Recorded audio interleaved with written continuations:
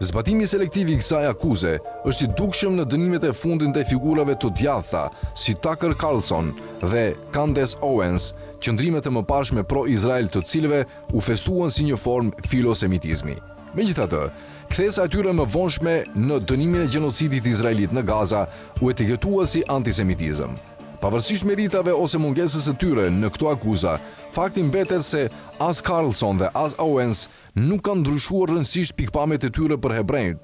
Ajo që ndryshoi ishte qëndrimi i tyre ndaj Izraelit. Në të njëjtën mënyrë, antisemitizmi i vërtet i shprehur nga ata që janë pa ekuivoke pro-sionist, jo vetëm që tolerohet, por edhe përkëdhelet aktivisht. Presidenti Amerikan Donald Trump, pavarësisht një historie deklaratash të dënuara gjërësisht si antisemite, vazhdon të festohet nga udhëheqja izraelite dhe mbështetësit e saj më të fuqishëm.